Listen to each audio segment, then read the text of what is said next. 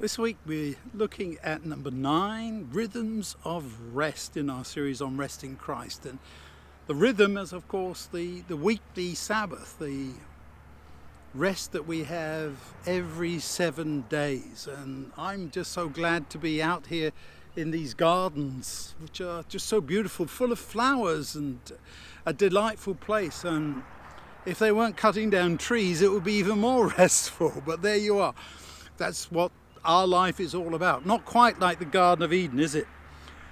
That's where the Sabbath began.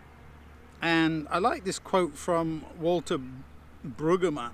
Sabbath in the first instance is not about worship. It's about work stoppage. It's about withdrawal from the anxiety system of Pharaoh, the refusal to let one's life be defined by production and consumption, and the endless pursuit of private well-being. That's an interesting concept, isn't it? It's not just about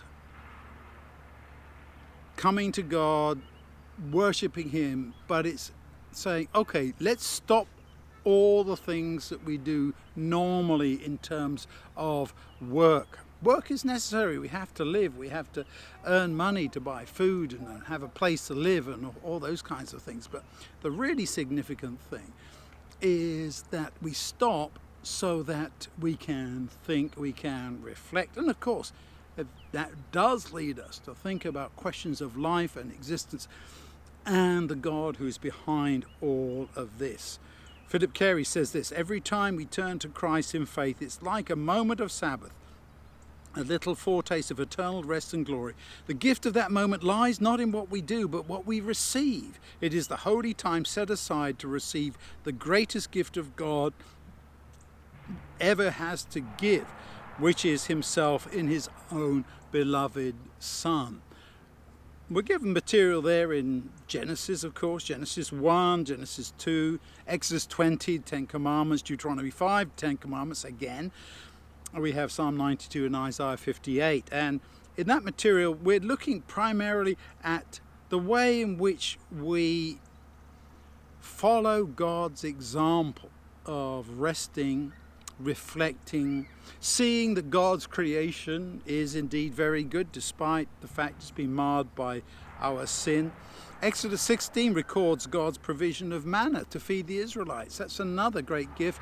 And there was a special arrangement there for Sabbath, so they wouldn't have to go out and work by collecting up the manna. The Friday manna would last through Sabbath. Didn't do that any other day of the week, but that was another way of showing them exactly the kind of God He was, making it possible for them to enjoy and to observe the Sabbath, to spend quality time with God, which is what it's all about.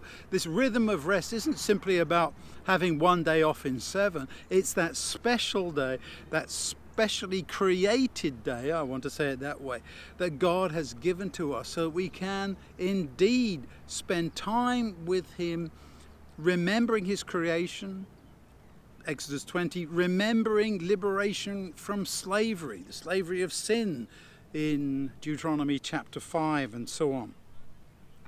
And I want to talk a little bit before we close about what I might call the negativity of Sabbath. All too often it's thou shalt not.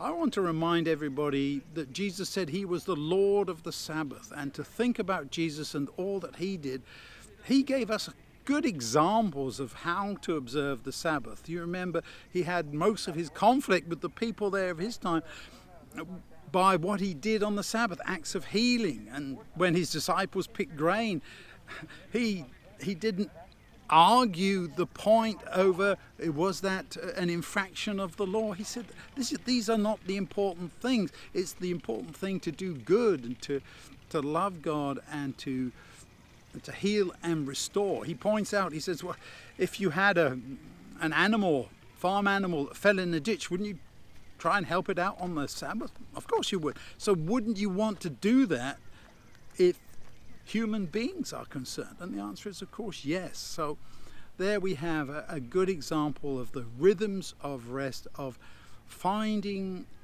time with God in the beautiful gift of this special day to spend time with the one that we love. Let's all think about doing exactly that.